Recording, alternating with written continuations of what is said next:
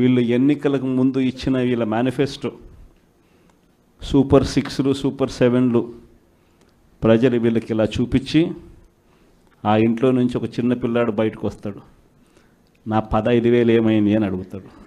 ఆ ఇంట్లో నుంచి 2 పిల్లలున్నా 3 పిల్లలున్నా ప్రతి పిల్లాడు బయటకు వచ్చి ఆ తెలుగుదేశం పార్టీ ఇంటికి వచ్చిన తెలుగుదేశం పార్టీ నాయకుడిని కార్యకర్తను ఆ పిల్లాడు కూడా ప్రశ్నిస్తాడు, నా 15,000 ఏమైంది అని.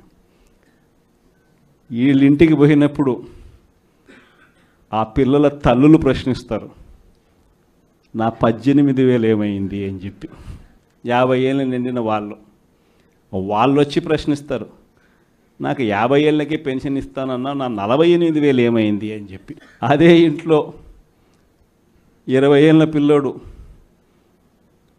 ఆ పిల్లాడు వచ్చి ప్రశ్నిస్తాడు, నాకు నెల 3,000 ఇస్తానన్నా 36,000 ఏమైంది, నా 36,000 ఏమైంది అని.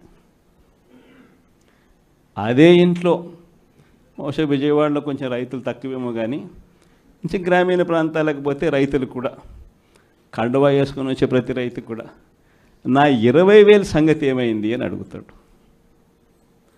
ఇలా ఏ ఇంటికి వెళ్ళినా కూడా తెలుగుదేశం పార్టీ నాయకులకు కానీ కార్యకర్తలకు కానీ ప్రజలకు సమాధానం చెప్పుకోలేని పరిస్థితుల్లో వాళ్ళు ఉన్నారు. ఎన్నికలప్పుడు ఏదైతే మాట చెప్పాడో ఆ రోజేమో మేము చెయ్యకపోతే మా కాలర్ పట్టుకోండి అని అన్నాడు. మరి ఈరోజు ప్రజలు కాలర్ పట్టుకుంటారేమో అని చెప్పి భయపడి రెడ్ బుక్ రాజ్యాంగం నడుపుతూ ఉన్నారు.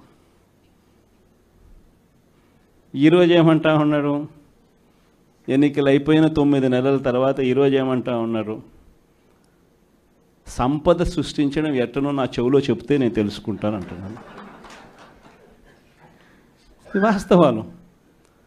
ఇదే మాటలు ఎన్నికలకు ముందు నేను చెప్పా, చంద్రబాబు నాయుడు నమ్మడం అంటే చంద్రముఖిని నిద్ర లేపడమే అని.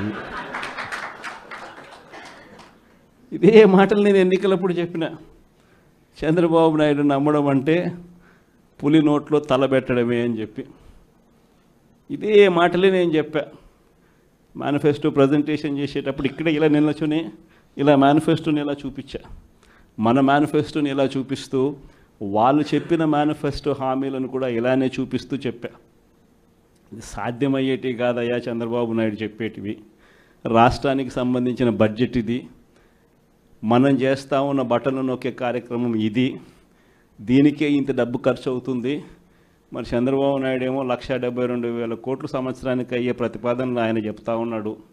సూపర్ 6లు మోసము, సూపర్ 7లు మోసము అని చెప్పి చెబుతూ మనమేం చేయగలుగుతాము అన్నది కూడా ప్రజలకు అర్థమయ్యేట్టుగా కూడా మేనిఫెస్టో సందర్భంగా కూడా చెప్పడం జరిగింది. విజయవాడ లాంటి కార్పొరేషన్లో కూడా 49 స్థానాలు మనం